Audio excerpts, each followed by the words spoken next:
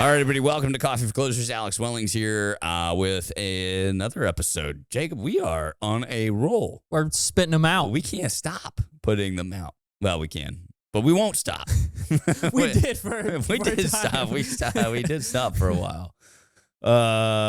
Let's not live in the past, Alex. We don't need to dwell in the past. No, yeah. The last episode we talked about some of the commissions versus trails, and I thought really great response. Thanks everybody for watching. Thanks for all the comments and everything like that. We definitely appreciate it. And I know there were some folks out there talking about long-term care, and I did want to make sure that we mention like the conversations of that was primarily around the annuity world. Yeah. Not necessarily, and big life insurance cases maybe. But the long-term care stuff, we had a gentleman comment about trail commissions, and that's good. I mean, that definitely in the life insurance, term life insurance world, it's more, sales come more frequently in those scenarios. Sales come in a place where you might make 30, 40 sales a month, and yeah, you definitely, the cost of prospecting is a lot cheaper there as well. So you find yourself selling the policies more frequently, therefore having cash come in more frequently. There's enough buyers out there too. It's just a different scenario too. If the upfront option on a life insurance long-term care policy is much smaller numbers than we were talking about with, say, an annuity sale or like a large IUL sale for cash value build. These scenarios are much different.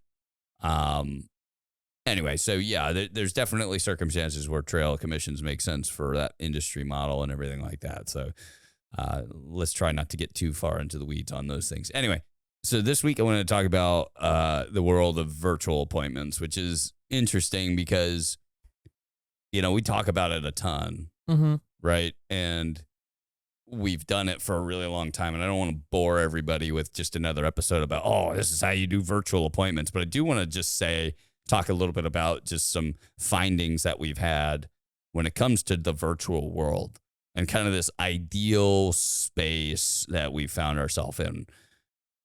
Let's do a rewind. When COVID came in, the world shifted. Everybody wanted to go to virtual appointments. They had to.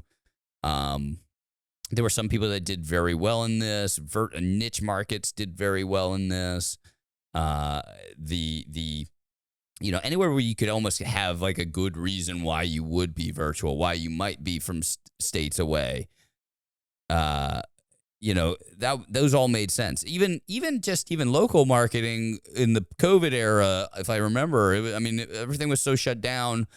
You still were sitting virtually, and you had some success. Some guys shut down completely, just saw their clients that were willing to come in the office, or those people that knew them very well and would do deals over the phone. But some did, some didn't. Most people didn't do too well with the virtual stuff. Then people started to come back out. COVID started to wrap up. Things started to come back to life. And you had this kind of, the virtual world just kind of really had a good divide of people that thought virtual was still the calling of the world, and that's where everything needed to be. And those generally were people in niches. People that were working in their local markets found it harder and harder and harder to conduct business virtually unless they got really good at it in that year and a half. And so what happened was people started going back to in-person events, in-person workshops, in-person meetings with their clients, all of that stuff. And then the niche people were able to stay out in their virtual worlds and continue to work that way. Although, even some of those people would get back to doing in person, depending on how nationwide their niche was, right? If they had like a small company that they dealt with in their local community, then, well, they were forced to kind of go back too. Yeah. But I still feel like the virtual space is still very, like, we just have to reframe what we're doing here. Virtual works very well in kind of this hybrid virtual space where 90% of the business, like, so let's throw the niche people out. Let's say you're kind of somebody that just deals with retirement planning in the local community, in your local, I don't know, 20, 30-mile radius, depending on how urban, suburban, or rural your area is. And they would do primarily in-person workshops. The virtual world still works for that person. The niche person, nah, we're going to just take them out of the conversation. The idea, though, needs to shift from I'm going to do it all online to I'm going to give the client the option, but the ease of virtual. Right? Like you could always come into our office if you want and sit down and we can set up an appointment, or we could do this over the phone. We could do this over Zoom. We could do this whatever. And the benefits of this are now I can stretch my demographic a little farther. Yeah. I can go farther south, farther north, farther east, farther west, depending on your location. Miami, they're not going farther south really, But they can widen their area to include a larger audience and give them the option to always come down and see you. And I've seen guys execute this in a way that's really, really powerful. Maybe some guys will do first appointments. They're all online, all virtual, all over the phone. Second appointments are, sometimes in office. They give them the choice. Paperwork appointments are in office. We want you to come sign in office. But it does give the advisor the opportunity to have work from home opportunities, potentially not have to go into the office as much, just have a Regis office on staff, like a Regis subscription or a shared office space for paperwork signatures. You see this a lot in real estate. A lot of times they do that. The majority of the process is done through your cell phone and talking on there. And then when it comes down to finalizing paperwork, most of it's done on DocuSign. Maybe the titling company wants to come and sit down with you and have you sign paperwork in person. But a lot of people can do it completely sight unseen. And so, having this kind of hybrid approach to the virtual world now is still really important for advisors. I think, you've got to, even if you feel like, oh yeah, my business can run in person, fine.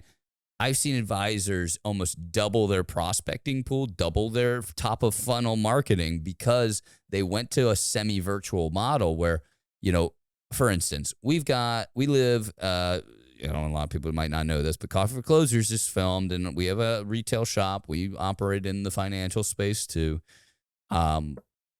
We are in a town called, or in Tampa. Right, so let's just say we're in the outskirts of Tampa in a suburb. I don't expect everybody to know where, but Tarpon Springs, but in a suburb of Tampa.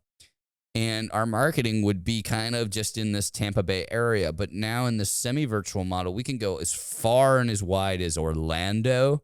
We could even probably go all the way to the East Coast if we wanted to. We can go as far south now as Sarasota, another big city or a bigger city in our area. Those markets would be completely untapped. Yeah. But the way we operate is, most of our clients will come into the office here locally, of course. But we'd have initial consultations over the phone, through Zoom, however you really feel comfortable. And then second appointments we would do through Zoom potentially, if it makes sense. If they want to come into the office, they can, but they're looking at that 2-hour drive and they're like, I don't know. But so by the time we get to where we've really shown them their pain, we've really shown them their opportunity for success and why we're here, we'd encourage you to come to see our office. If you have any concerns about who we are or what we do, or if you want to meet me, I'd encourage you to do so. Maybe we could even meet halfway if you'd like. It becomes this opportunity for us to come and have that last consultation. And so why do I say this? I say it because, one, you double your marketing, maybe even triple, quadruple. It just depends on your area. But a good marketing firm then says, hey, this is how we could be able to tackle this, and double the amount of prospects we're getting and cheapening the amount of, if you're able to increase the radius, you're going to potentially be able to narrow in on quality better and not sacrifice the numbers you need to close.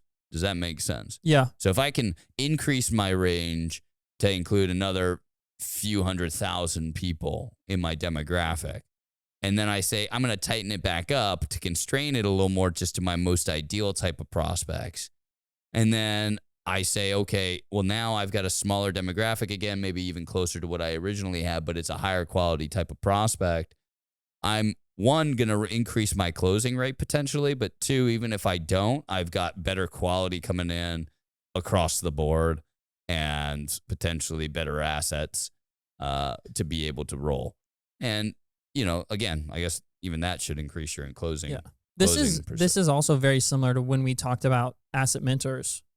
Well, yeah, I mean, and that's why range. Asset Mentors has been so successful is like it's kind of this virtual, semi-virtual setting. And I just feel like it's really important for guys to understand that it's like we can't throw the baby out of the bathwater. Yeah, you might be back, or you may have made some definitive answer on virtual doesn't work or doesn't work for me. But I do think that a lot of guys that took the pressure off of I have to close these deals online, I have to do all of the showing of reports and everything online, and I don't know how to do it, and I'm too old of a dog to learn new tricks, or I've got something that works and I don't want to break it. It's like there's better, greener pastures out there for you if you can learn just how to identify in your process where you can virtualize things. Because if it widens your reach at all, you really have the opportunity to create, without having to work harder, a better or increase to your revenue, right? So increasing revenue without having the increase in effort or work. It just becomes, this small, again, having a good marketing firm that can help you with this approach. And two, making sure that you have a good group to help you learn all the things you need to learn to prospect in those areas efficiently, like with autopilot potentially, or using just the technology in the appointment process. Yeah. And I just think it's a really, really important point for guys and gals to understand. Like this kind of seems to be where the world has settled into now after the post-COVID era is like, yeah, people don't really want 100% in person just to come potentially meet on some problem. Like you almost be better off at your in-person workshops going to, hey, let's have an introduction conversation, whether that be you come to our office if that's more comfortable to you, or we just do it over the phone or in a conference style just to understand where you're at. You'll have a better request for those type of consultations than you typically would have if it's just come to our office down the street and sit in with us and you get on the schedule with, our office lady or our scheduler, and they'll get you on the list. People, I mean, that's a little more intimidating than people have gotten used to. Now they've been able to get access to real professionals without having to make that kind of commitment to come in person. Mm-hmm. And it's only going to get worse. I mean, so many people are just like anti, that makes me tense and nervous, and I don't want to be anywhere near anything that takes me outside my comfort zone for even a second without, somebody. I mean, we know that if they come in for that appointment, it's not going to be a scary thing. We're going to make it really fun and nice and enjoyable, and we're good people to talk to about this, and we know what we're doing. But not everybody knows that until they sit down. Even when they come to your workshop, they're a little nervous. They're going to get pressure sold, and the comfort of being behind the horn or being on a Zoom or something and making it a little easier for them to accommodate in their day is going to increase your appointment rate. Not to mention wider demographic, therefore increasing the amount of people wanting to hear about your potential offer to come in and consult. So bigger numbers all the way through the pipeline, leading to better business. And this is kind of the new virtual world. Niche people, yeah, I got it. You can do everything virtually and you're great at it. I get it. That's fine. But I do think that you have problems when you go, people are always asking us, why is it that I can't do my Social Security workshops nationwide as effectively as maybe some other folks are doing? And I wander to ask, how niche are they in that space? Because people can get access to good Social Security advice in their local town 10 times over. Yeah. Every night of the week. Like people write books about it in Florida. They can get a dinner workshop every week for free. They could go to a free paid week of steak dinners from financial advisors out there. Unless you're sending steak virtually, I don't think you're going to compete with that. Yeah, but I mean, I'm just saying, I think, Yeah, I mean that's a good point. That's a I good point. I also think when you offer the option to have in person, Mm-hmm. it creates a little more trust too, because it's like there's nothing you're hiding behind. I'm not hiding behind anything. It's You like- feel free to come over here. I know it's a 2-hour drive, but Yeah. hey, listen, we'll have lunch waiting for you. I mean, we really encourage it. And I When we find have somebody, we're like, hey, look, I know you're in Orlando, but come on over to the office if you're unsure. We could do it over Zoom, and that's a lot of fun and everything like that. But if you feel at all like you want to get to know us better about this, or you feel like you'll better understand things in person, you feel free. Come on, make the drive over. You sit down. We'll have lunch for you here when you get here. You don't have to worry about, we'll walk through everything. You'll get a nice paper copy of everything we're talking about. and most of the time they'll be no, virtual is fine. Well, you'd be But shocked. you to be like, just built what that day were little you bit of, thinking? Was like, well, we're not open on the weekends, but between 9 and 5, Monday through Friday, you can certainly come over and see us. And most of the time, the person's just like, oh, you know what? I'd really like an after like 5 if I could do it. I know you guys doing Social Security workshops know the burden that comes with those appointments. Most of those people want appointments after hours. A lot of them do. I know there are some that'll come in, but a lot of people, I mean, I sit on them all the time. Well, we only offer the after hours appointments online. but the fact that you're showing But right I'm willing up front, to do and during office appointments. Like, listen, the office closes down. I don't have the support for us after hours, but if you'd like, you could certainly. I mean, if it's a huge dollar case, obviously we'll make open the exceptions for doors. anything. But I mean, if it, but it allows us to offer virtual and get us home with our families more often, and so on and so forth. But so if anybody's interested in learning more about that semi-virtual model that we're kind of popularizing, I would certainly encourage you to reach out to the home office in some way, or give us a direct message, comment, a like, whatever, and or direct message, whatever you want to do. And we'll be happy to chat with you, see if it's right for you. Other than that, that's it for this episode. If you like the episode, if you like what we're talking about here, please, it never hurts to subscribe. Liking the video always helps us. And if you're looking for best ways to help the show grow, share it with friends, tell it about people. That spoken word, send them a link, whatever you want to do. But we hope you have subscribed and are enjoying the content so far. We'll be back probably in a couple days with another episode. And so, anyway, see you soon.